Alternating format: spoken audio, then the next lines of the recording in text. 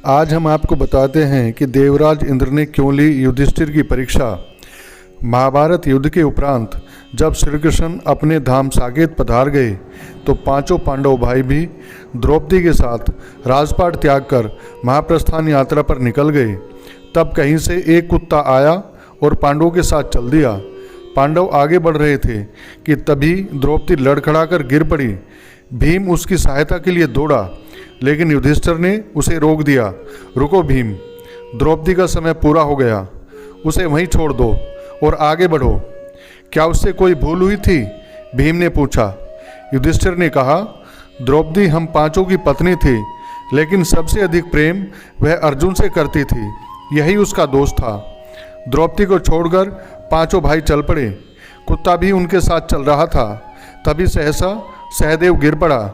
तो भीम ने युधिष्ठिर से पूछा, सहदेव तो सबके प्रति समान रूप से समर्पित था, फिर इसका क्या दोष था? युधिष्ठिर ने कहा, सहदेव को अपनी बुद्धि पर बहुत अभिमान था, यह उसकी दुर्बलता थी। फिर चारों भाई चले तो नकुल लड़खड़ाया और गिर पड़ा।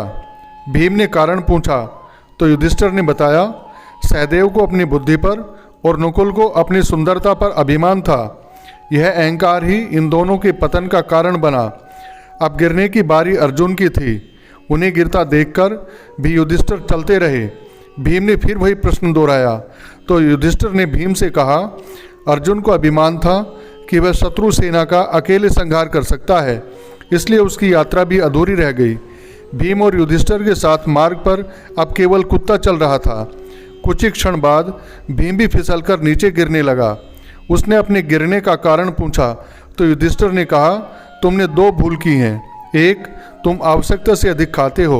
दूसरा, तुम्हें अपने बल पर बहुत अभिमान है, इसलिए तुम्हारा पतन हुआ है। युधिष्ठिर अकेले रह गए, हालांकि कुत्ता अभी भी उनके साथ था। देवता इस अद्भुत दृश्य को देखकर अचंभित थे। युधिष्ठिर की इस कठिन यात्रा के बाद उसे मोक्ष मिलना निश्चित था, लेकिन देवराज इंद्र को यह स्वीकार नहीं था।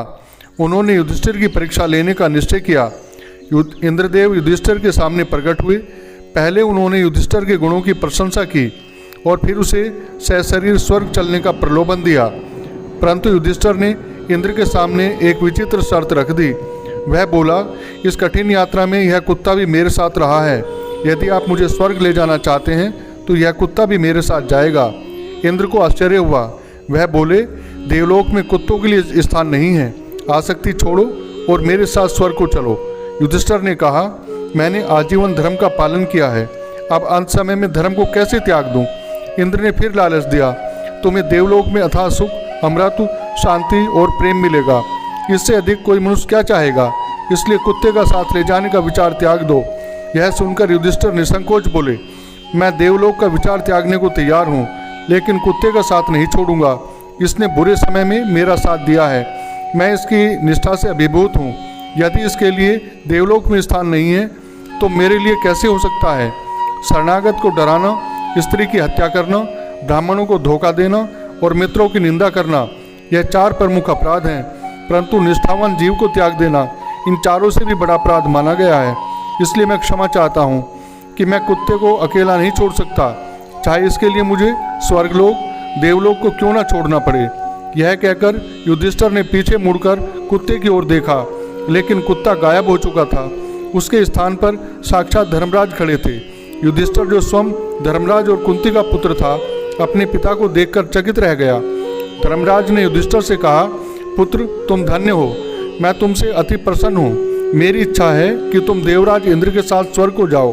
देवराज इंद्र ने रथ का द्वार खोला और युधिष्ठिर को साथ बैठाकर स्वर्ग के लिए रवाना हो गए। जय श्री राधे कृष्णा दोस्तों।